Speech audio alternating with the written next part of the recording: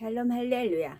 우리가 알아야 될 것은 의미 없이 했던 말 한마디라도 그것이 원수마귀 사단의 올무가 될 수 있다는 것입니다. 세상에도 말이 씨가 된다는 말이 있는데 주 안에서 역시 우리가 어떠한 말을 내느냐에 따라 전혀 다른 결과가 나올 수가 있습니다. 우리는 피곤하다, 힘들다, 죽겠다 이런 식의 표현을 쓰지 않는 것이 좋지요.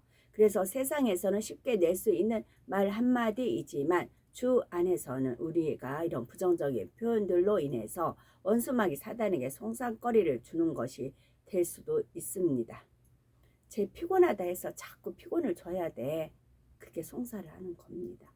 제 힘들다고 했어. 그러니까 힘든 일을 자꾸 줘야 돼. 계속 그렇게 송사를 하는 것입니다. 쟤 죽겠다 했어. 죽을 일 계속 생겨야 돼. 그러는 것입니다. 그래서 원수마귀 사단 우리 입술에 어떤 말을 내느냐 주시하고 있다. 그렇게 얘기를 하죠. 그래서 우리는 그러지 말아야 되겠다는 것입니다. 충만하다. 은혜가 충만하다. 충만하다는 말을 주로 썼어요. 충만하다. 충만하다. 충만하다. 원수마귀 사단은 충만하다 하니까 이제 저게 뭔 뜻인지 모르니까 잠잠하는 겁니다. 우리가 만약에 너무 힘들고 피곤해요. 충만해. 충만해. 충만해. 이제 그렇게 쓰는 겁니다. 충만해. 충만해. 충만해. 충만해.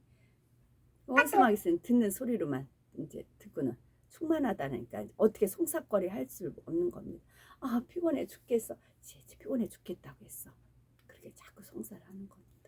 그리고 하나님 앞에 이제 만약에 하나님 쟤 보세요. 피곤해 죽겠다고 했어요. 피곤해 죽겠다는 걸 그럼 우리가 그걸 하잖아요. 우리가 쟤를 피곤해서 죽겠다는 걸로 우리가 몰아갑니다. 하나님이 하실 말이 없겠지요.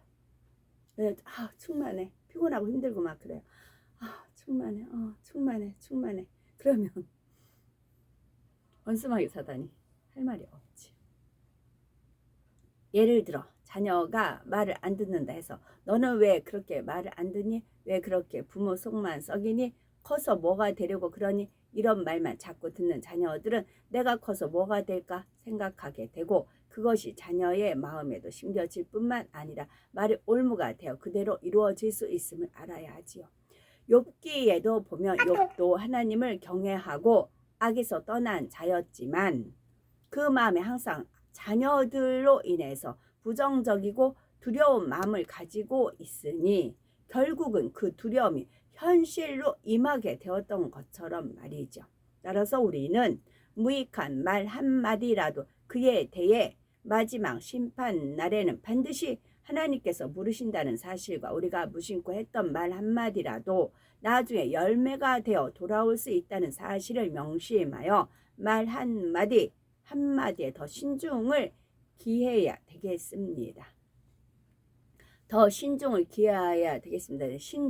신중을 하나님 신하고 중심, 늘 하나님을 내 마음의 중심에 있어서 말해야 된다. 그럼 더 좋고요. 노아가 바로 영에서 깨어 있어서 이러한 사실을 명심했다면 결코 자녀에게 그처럼 악한 저주의 말을 하지 않았겠지만 이미 그가 한 번 낸 말에는 그에게 주어진 권세에 대한 보장으로 말미암아 훗날 그대로 성취되어지고 말았다는 사실이지요. 그런데 아비의 허물을 전한 하메에게 저주의 말이 선포된 것과는 반대로 하메의 말을 듣고도 아비의 허물을 보지 않으며 오히려 허물을 가려드렸던 셈과 야벳에게는 축복의 말씀이 선포됩니다. 창세기 9장 26절에서 27절에 또 가로되 셈의 하나님 여호와를 찬송하리로다. 가나안은 셈의 종이 되고 하나님이 야벳을 창대케 하사 셈의 장막에 거하게 하시고 가나안은 그의 종이 되게 하시기를 원하노라 하였더라 라고 말씀하고 있지요. 이 말씀은 홍수 이후 짐승들 사이에서도 양육 강식의 법칙에 따라 서열이 정해지듯이 인간관계 속에서도 서열이 정해지는 계기가 됩니다. 장차 노아의 세 아들들로부터 나오게 된 종족들 사이에 어떤 육의 질서 관계가 성립되게 될지를 알 수 있게 해주는 말씀이지요. 어떤 조상으로부터 나온 종족이 번성하여 지배층이 되고 어떤 조상으로부터 나온 종족이 피지배층이 될지가 본문에 나와 있는 것입니다.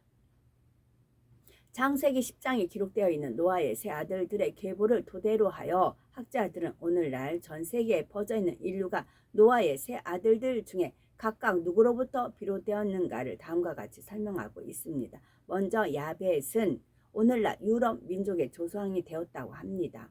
다음으로 함은 중동 국가들과 아프리카 민족의 조상이 되었다고 하고요. 그리고 셈은 노아의 뒤를 이은 정통 계보로서 아시아 곳곳에 퍼졌다고 합니다. 그래서 종교가 대부분 아시아에서 나왔다고 보지요.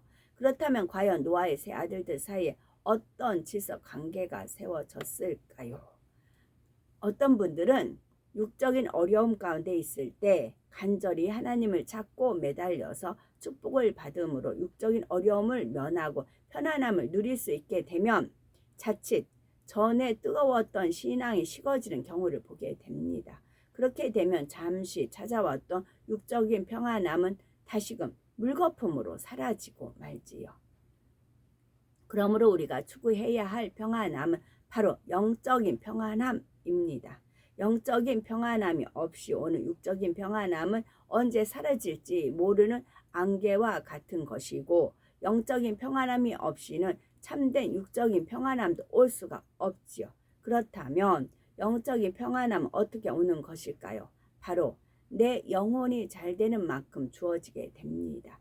그리고 이처럼 영적인 평안함이 주어질 때에 육적인 평안함도 따라서 임하게 되지요. 그런데 노아는 육적인 평안함에 취하여 정말 추구해야 할 영적인 평안함을 이루지 못했죠. 왜 그랬을까요? 홍수 전과 달리 홍수 후에 이제 노아는 당시 사람들 사이에서 가장 머리된 위치에 서게 되었습니다. 그러면서 자신이 원하는 것을 취해 나갈 수 있는 권세도 있었지요. 이로 인해 노아는 자신의 모습을 스스로 발견하지 못했던 것입니다.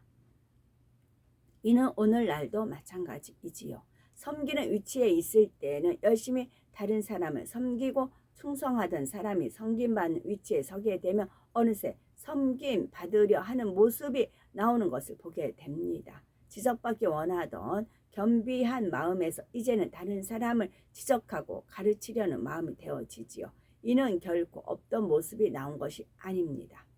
마음에 잠재되어 있던 모습이 환경과 조건이 되어지니 나오게 된 것이죠. 그러다 보니 전에는 사람들과 화평했는데 오히려 화평이 깨어지고 이런저런 소리가 나게 됩니다. 그러면서 마음의 연단도 받아가게 됐지요.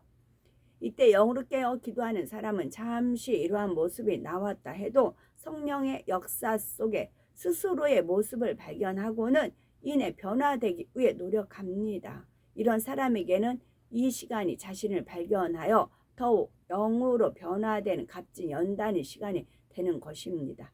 그러나 어떤 사람은 오랜 세월 스스로의 모습을 발견하지 못한 채 연단 속에서 힘들어하는 경우도 있습니다. 우리는 어떤 모습이 되셔야 되겠는지요? 우리는 하나님께서 때때로 허락하시는 연단 속에서 버려야 할 악의 모습을 발견하여 버림으로 신속히 영으로 변화되어야 되겠습니다. 이런 분들에게는 풀무불이 금을 더욱 값지게 만들듯이 연단 또한 우리를 더욱 빛난 보석으로 만들어 줄 것입니다. 이처럼 값진 연단을 통해 근본에 내재된 악의 모습까지도 신속히 발견하여 버림으로 정금같이 나와서 새 예루살렘의 빛난 영광을 누릴 수 있는 우리가 되어야 되겠지요. 아멘.